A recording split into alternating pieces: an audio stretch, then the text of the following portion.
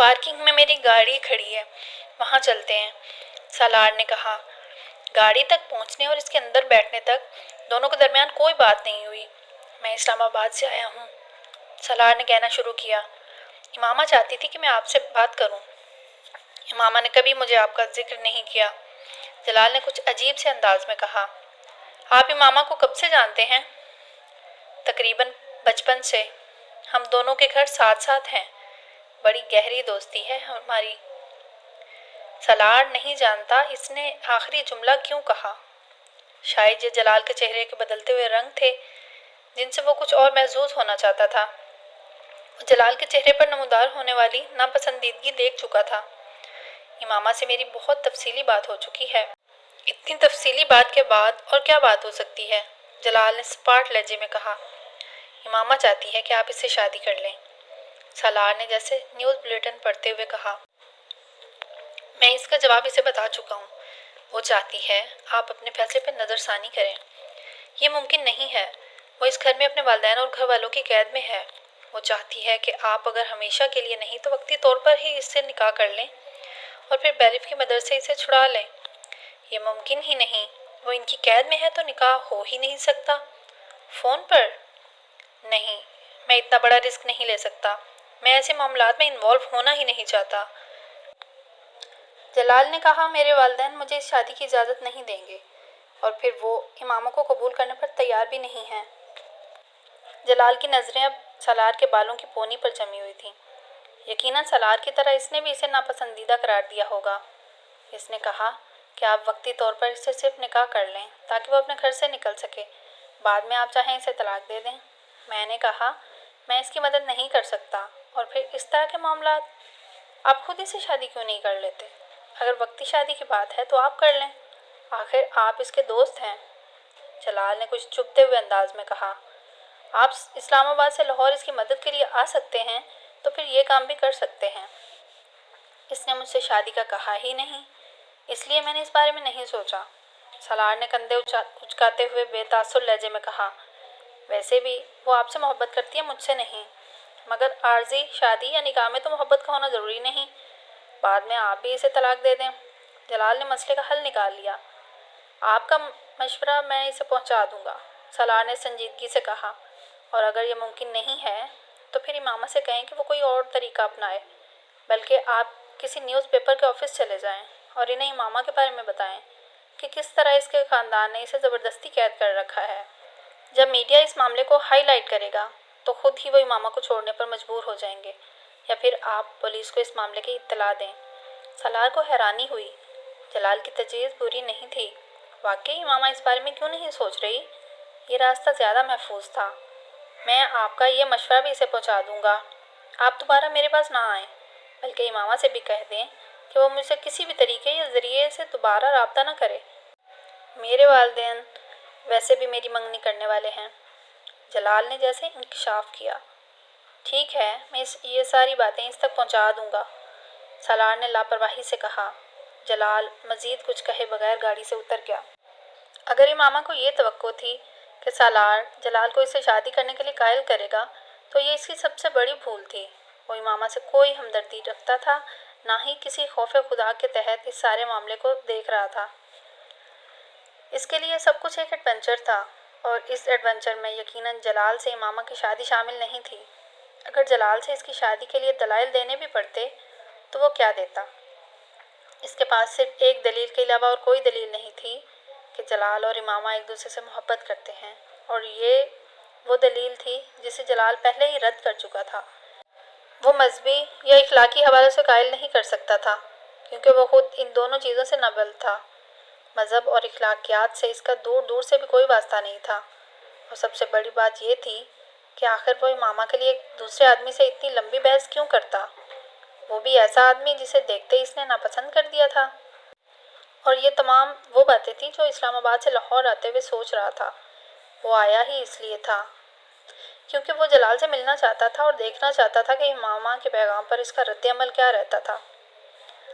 اس نے امامہ کا پیغام اس کے لفظوں میں کسی اضافے یا ترمیم کے بغیر پہنچا دیا تھا، اور اب وہ جلال کا جواب لے کر واپس جا رہا تھا اور خاصا محظوظ ہو رہا تھا۔ آخر اس پیغام کے جواب میں کیا کرے گی؟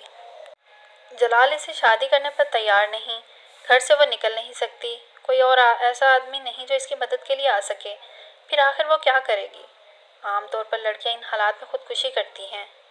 اوہ یس، وہ یقیناً اب مجھ سے زہر یا ریوالور پہنچانے کی خواہش کرے گی۔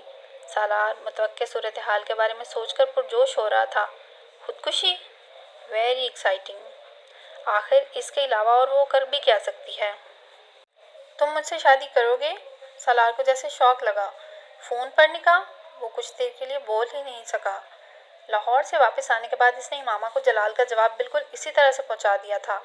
اس کا اندازہ تھا کہ وہ اب رونا دھونا شروع کر دے گی اور پھر اس سے کسی ہتھیار کی فرمائش کرے گی، مگر وہ کچھ دیر کے لیے خاموش رہی۔ پھر اس نے سالار سے جو کہا تھا، اس نے چند ثانیوں کے لیے سالار کے ہوش گم کر دیے تھے۔ مجھے صرف کچھ دیر کے لیے تمہارا ساتھ چاہیے تاکہ میرے والدین اسجد کے ساتھ میری شادی نہ کر سکیں، اور پھر تم بیلف کے ذریعے مجھے یہاں سے نکال لو۔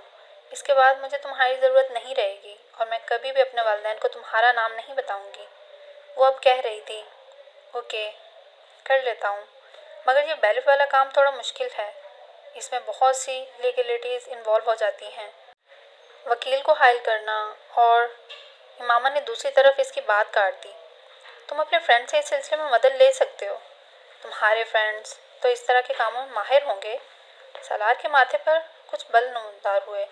کس طرح کے کاموں میں؟ بس اسی طرح کے کاموں میں۔ تم کیسے جانتی ہو؟ وسیم نے مجھے بتایا تھا کہ تمہاری کمپنی اچھی نہیں ہے۔ امامہ کے منہ سے بے اختیار نکلا اور پھر وہ خاموش ہو گئی۔ یہ جملہ مناسب نہیں تھا۔ میری کمپنی بہت اچھی ہے، کم از کم جلال انصر کی کمپنی سے بہتر ہے، سالار نے چپتے ہوئے لہجے میں کہا۔ وہ اس بار بھی خاموش رہی۔ بہرحال میں دیکھتا ہوں میں اس سلسلے میں کیا کر سکتا ہوں۔ سالار کچھ دیر کے لیے جواب کا انتظار کرنے کے بعد بولا، مگر تمہیں یہ بات ضرور یاد رکھنی چاہیے کہ یہ کام بہت رسکی ہے۔ میں جانتی ہوں، مگر ہو سکتا ہے میرے والدین صرف یہ پتہ چلنے پر مجھے گھر سے نکال دیں کہ میں شادی کر چکی ہوں اور مجھے بیلف کی مدد لینی نہ پڑے، یا ہو سکتا ہے وہ میری شادی کو قبول کر لیں اور پھر میں تم سے طلاق لے کر جلال سے شادی کر سکوں۔ سالار نے سر کو قدرے افسوس کے عالم میں جھٹکا۔ اس نے دنیا میں اس طرح کا احمق پہلے کبھی نہیں دیکھا تھا۔ وہ احمقوں کی جنت کی ملکہ تھی، یہ شاید ہونے والی تھی۔ چلو دیکھتا ہوں کیا ہوتا ہے، سالار نے فون بند کرتے ہوئے کہا۔ میں ایک لڑکی سے نکاح کرنا چاہتا ہوں۔ حسن نے سالار کے چہرے کو غور سے دیکھا اور پھر بے اختیار ہنسا۔ یہ اس سال کا نیا ایڈونچر ہے یا آخری ایڈونچر؟ آخری ایڈونچر، سالار نے بڑی سنجیدگی کے ساتھ تبصرہ کیا۔ یعنی تم شادی کر رہے ہو؟ حسن نے برگر کھاتے ہوئے کہا۔ شادی کا کون کہہ رہا ہے؟ سالار نے اسے دیکھا۔ تو پھر میں ایک لڑکی سے نکاح کرنا چاہتا ہوں، اس کو مدد کی ضرورت ہے، میں اس کی مدد کرنا چاہتا ہوں۔ حسن اس کا چہرہ دیکھنے لگا۔ آج تم مذاق کے موڈ میں ہو؟ نہیں، بالکل بھی نہیں، میں نے تمہیں یہاں مذاق کرنے کے لیے تو نہیں بلایا۔ پھر کیا فضول باتیں کر رہے ہو؟ نکاح، لڑکی کی مدد، وغیرہ وغیرہ۔ اس بار حسن نے قدرے ناگواری سے کہا۔ محبت ہو گئی ہے تمہیں اس سے؟ مائی فٹ، میرا دماغ خراب ہے کہ میں کسی سے محبت کروں گا، اور وہ بھی اس عمر میں؟ سالار نے تحقیر آمیز انداز میں کہا۔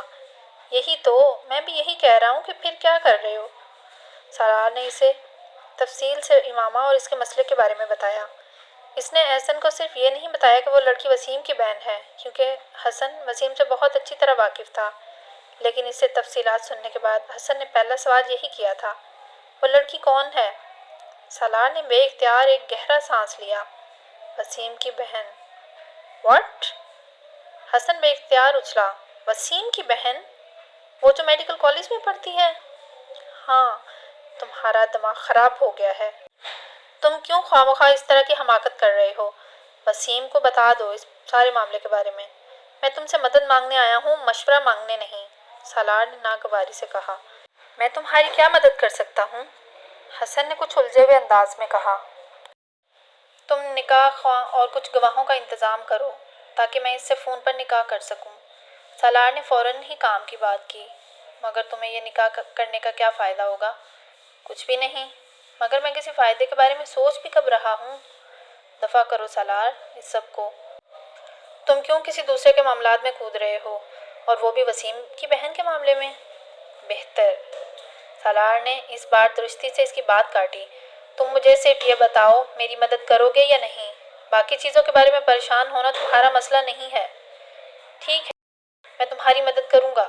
میں مدد کرنے سے انکار نہیں کر رہا ہوں، مگر تم یہ سوچ لو کہ یہ سب بہت خطرناک ہے۔ حسن نے ہتھیار ڈالنے والے انداز میں کہا۔